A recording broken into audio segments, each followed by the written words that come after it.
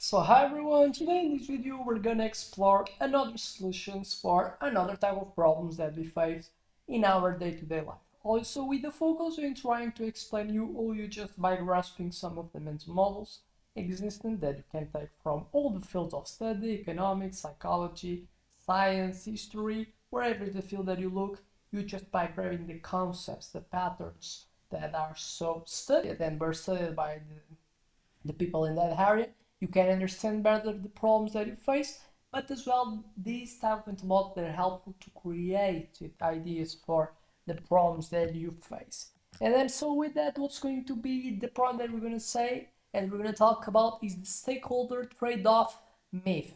So a myth that we tend to fall and we tend to believe. So what do you have? 87% of CEOs believe that stakeholder value requires sacrificing profits, and this comes with the study of McKinsey. What's the reality? Top ECG performers have 25% higher stock return, and coming from a study of Morgan Stanley. A root flaw.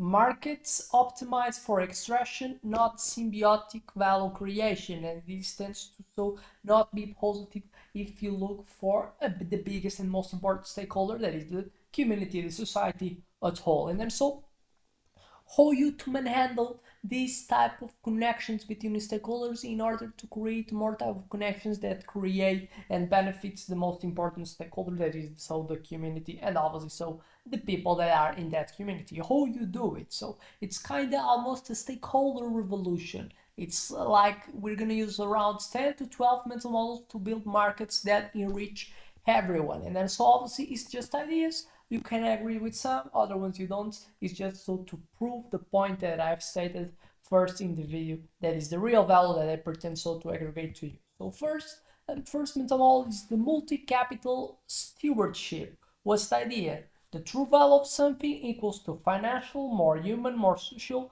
more natural capital. And so what's the design that you can build based in accepting that so the true value is coming from the additions of these elements. We have the corporate holistic accounting.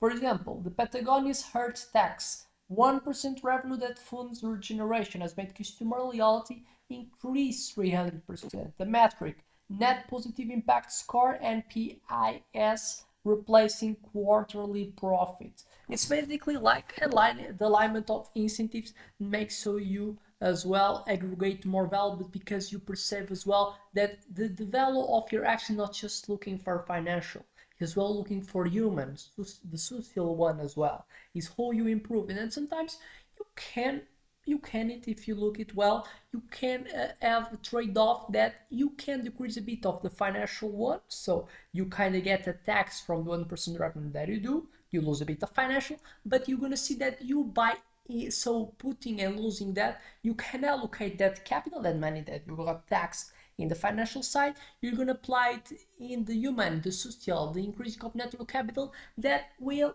even in the future increase even more your financial that you can got. But because you kind of have this difficult to accept that it's better something that can come in the future, you guarantee that you can have certain type of sustainability in future in a trade-off that you don't get that much on the present, is arranging mechanisms to do it. And you just because you're not able to perceive well the value of something in the future, you have to arrange mechanisms to solve it, because it's one of the main problems of what you see today. That is the problem of sustainability. People that are pretending and pretend so to get all the benefits in short term and don't caring about the long term of the long-term consequence of their actions. So arranging ways to do it. And the tax is one of the best ways because it obligates, but obviously it's not the only one, and certainly exist better ones that you probably don't know. Second, network effects for inclusion. What's the idea here? Connected excludes stakeholders and then with that you can unleash collective intelligence. What's so the design that you can create? We have the open stakeholder platforms. The Taiwan's V-Taiwan makes citizens more CEO co-designed laws, has made GDP increase 42% with that. So a rule, veto power for community councils. It's one thing that you should do. So Basically, more integration between the stakeholders, and so when you have more integration, you create a solution that benefits more type of stakeholders than just one particular ones. Three, anti-fragile value chains. What's the idea? Decentralized systems that thrive in counts. So what's the design? Community-owned micro factories. The India's Fab City, local 3D printing hubs, has made waste reduce 70% and jobs increase. A benefit. Survived pandemic, supply chain collapse. So idea as well to make the stakeholder the most better solutions for stakeholders is you decentralize the resources for more stakeholders having the power to build what's best for them. And then so if the stakeholders all of them have this power, then so they will create better solutions given the context that they are present. And then so you kind of decentralize the power and the decision making of people selecting what's best for them. And normally so the people select better what is for them than some small few ones that have so decentralization of the power. Four, circular flywheels. What's the idea? Waste tends to be equal to food for new value streams, and that's how you do it. So basically, it's the other way. You will create a more kind of balance, and so you get the resources to satisfy the needs of all the stakeholders.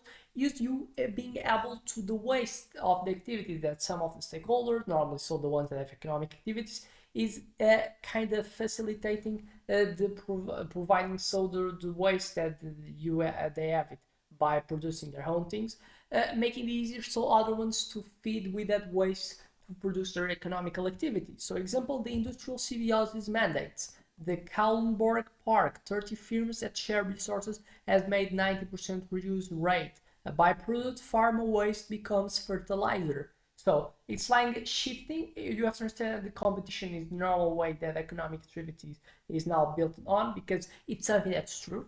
It's true. The competition is what makes you have a lot of motivation. A lot of the motivation to act is based in competition, is made in comparison between them, but as well, obviously, as a system to be balanced, a system to be resistant has to be then all different ways to act, and just like we competition for everything. So seems to be the symbiosis, this type of circular economy is a tendency to look for the future, and the ones that are able to do it, the ones that are able to look for these ways that are basically inputs at low costs. That's something that you get if you look for profit, because if you get things at low cost, you have a higher margin of profits in comparison. So what's the price that you're going to prioritize in the selling? So circular economy is another way as well to build an economy, is a pattern that you should apply it in the economics, so to be more efficient, to create and having sustainability, to don't exist so all the type of things that obviously we don't want, pollution and the resources not getting exploited as they should.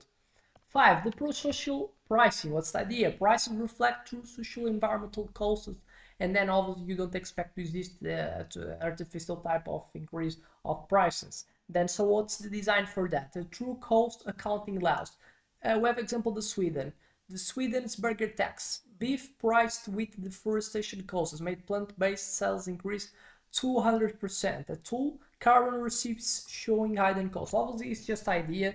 You can look other things that are worse for this problem of climate change and just like consuming of beef, because the reality is that beef is one of the most fundamental things that you could eat, because the protein is the most fundamental macronutrient, and you cannot just expect people to don't consume beef, because the reality is that it's the most easy way for the majority of people to get access to protein, and the reality is that people don't eat protein, the proteins they don't tend to develop. So it's not just as well taking actions without as well understanding the consequences that will come with the future. People that don't consume protein, they will not get developed as much as they should. And then so obviously it's a way to do it.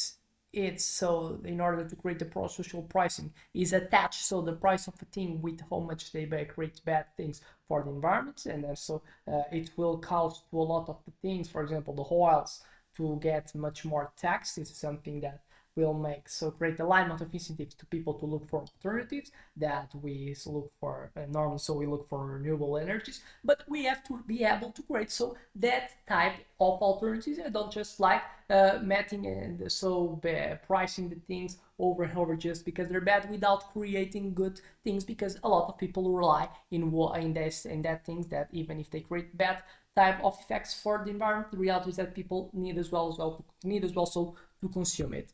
The 6, panarchy theory. What's the idea? Different scales need different rules. Nested market ecosystems, local, Kerala's 1 kilometer economy has made neighborhoods produce 40% of essentials. Global, blockchain commons trust, manage atmosphere via stakeholder vaults. So what's the idea here? Panarchy theory, different scales need different rules, and it's something that is smart to get applied. So with that, we used 6 mental models. We could use more. In this video, I have so diving in 6, but the reality is that even these 6 we have talked about, we have so tried it, and we've explored a lot of consequences of these mental models application. Then so you've looked for it and you have understood it. What's the real type of? It's like the best way to look for the problems is. Well, at least the ones that I know tend to be looking from that way, understanding the world and as well being able to create the most well suited solution. And normally, so it's by using mental models. So with that, I expect that you have liked the channel. I expect it was enough to subscribe, and I expect you as well to see in the next one. So thank you, and I hope to see you in the next one.